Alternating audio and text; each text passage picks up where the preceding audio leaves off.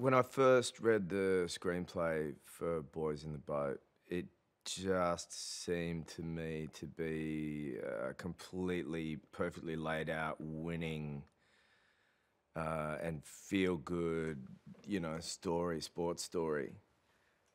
And, every now and then a story comes along that you feel like it's sort of, in terms of, like a story or a movie, is a little bit almost too good to be true. And for the most part, apart from leaving some things out and condensing certain aspects of this story, it's pretty much laid out the way it was. Stuff's compressed, and as I said, there's more stuff to put in there, and you could make a much longer film. But the real events lend themselves to such a kind of great sports film.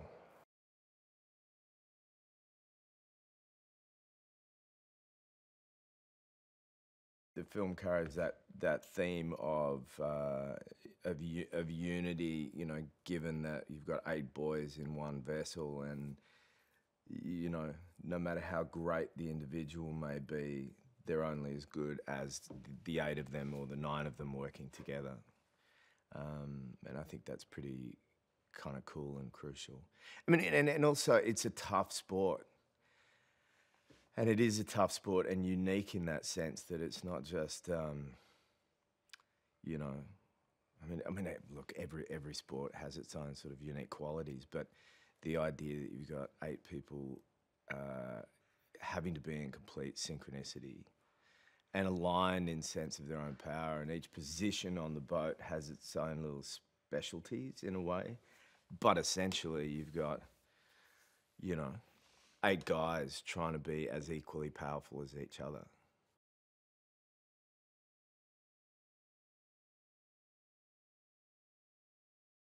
Well, Al Ulbrickson is, he's the coach of the varsity and the junior varsity team.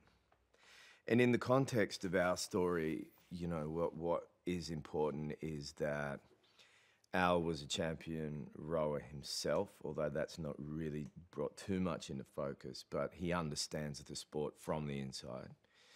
And in terms of the sense of the story being about an array of underdogs, even Ulbrickson as a coach, in his suits and his sort of large office and his university posting, is still, we get a sense that if things don't work out for him and the team, that he's always a couple of decisions away from losing funding and potentially losing his job, and that he has to answer to a bunch of sort of money people, and that the university itself, in terms of the sport of rowing, is an underdog.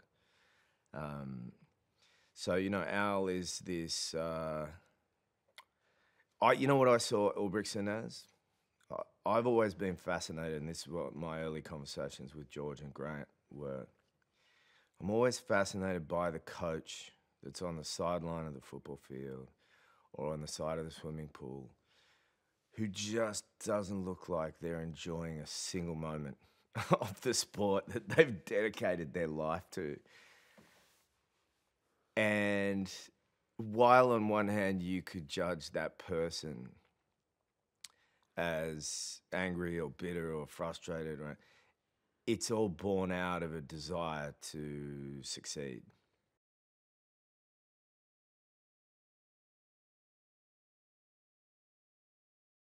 In my mind, Ulbrickson is like a tough father, or like a tough love kind of father.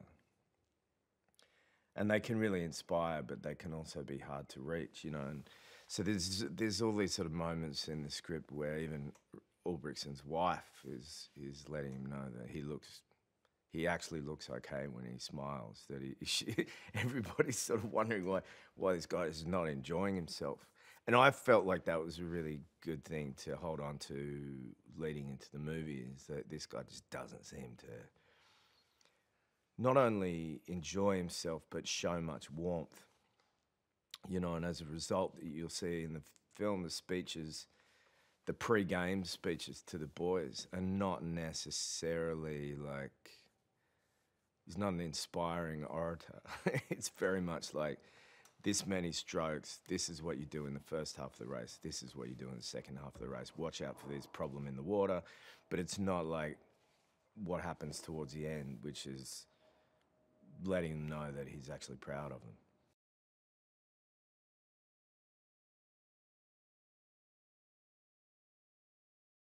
You know, all underdog stories have a character that is has the whole set of obstacles stacked against them.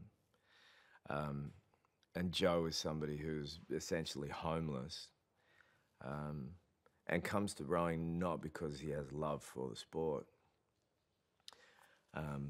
He comes to rowing because he has a desire to put a roof over his head and money in his pocket, and to get a seat on the rowing team means that he'll get a dormitory and he'll get a job.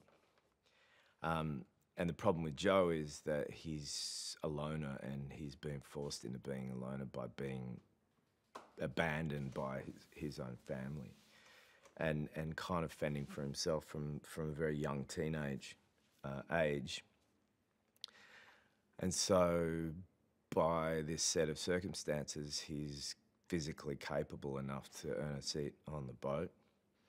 And he has the promise to be a good rower, but what he has to learn to do is to become part of a family again and to trust that he can do that. And I guess in some ways, Ulbrickson starts to become, in some ways, like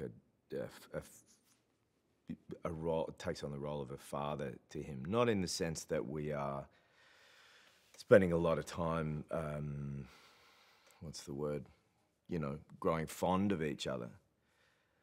But certainly he would see the ability to be accepted or to be rejected in me.